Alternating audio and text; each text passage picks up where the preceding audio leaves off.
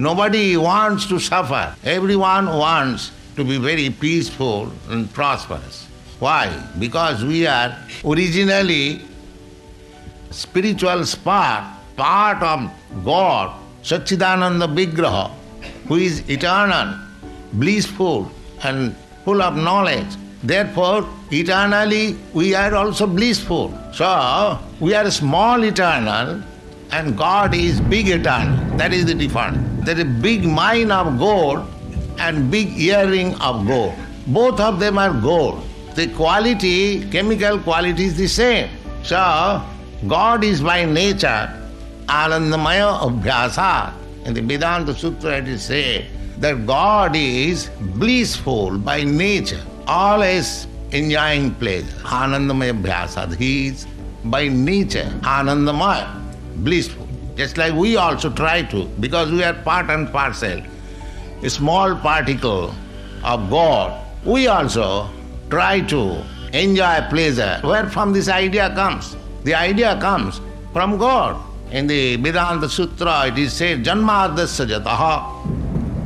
Everything, whatever we see, it is coming from Him. So, by nature, we should be always engaged in pleasure, potency. But then, why you are in this miserable condition? This question must arise in human form of life. If it does not, then he has not come to the perfection of human life.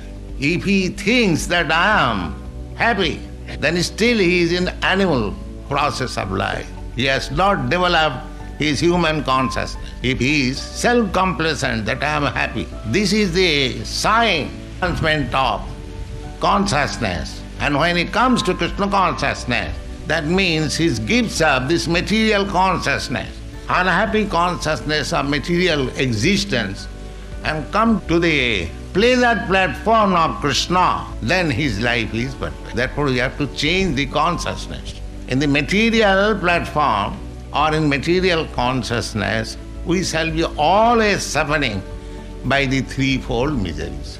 Just like this thunderbolt, you Americans, you may think that you are the richest nation in the world, but you cannot avoid this thunderbolt. That is not possible.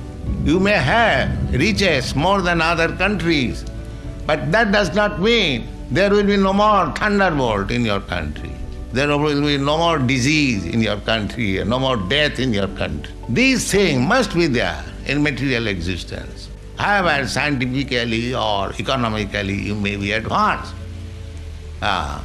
So, Janma Mrityu Jara Bhaya, not only on this planet, in every planet you go. Either you go to the moon planet, they are going to the moon planet, although they cannot live there, they come back.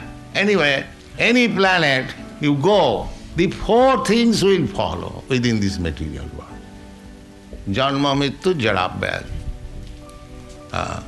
Janma means birth, the pains of birth, the pains of death.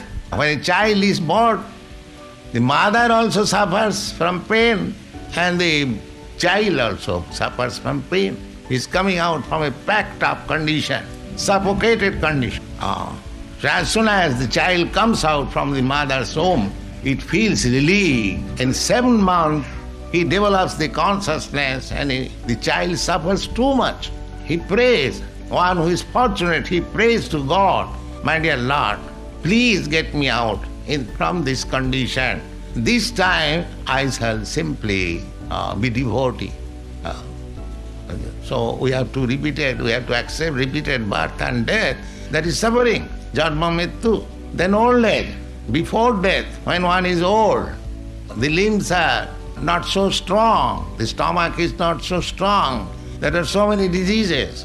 So we are always suffering from diseases, from some kinds of pains. And pleasure, it is simply a mental concoction. There is no pleasure. Actually, there is always pains. Therefore, the Shastric conclusion, we are discussing this point, that we suffer from pains, different miserable condition on account of our sinful life. Therefore, I must surrender into Krishna and engage myself in the service of the Lord. This is called Krishnarpita Prana, dedicated to Krishna. Sadrichina jayang loki pantha khema kutu bhaya. No, Sukadeva Goswami is recommending. Actually, this is the perfect system, Krishna consciousness. This is the perfect Sadrichin. Samichi just suited. Sadrichina Jayanga Loke. In this material world, this is the perfect system getting uncontaminated or purified from the sinful life. Actually, this is the perfect system, Krishna consciousness.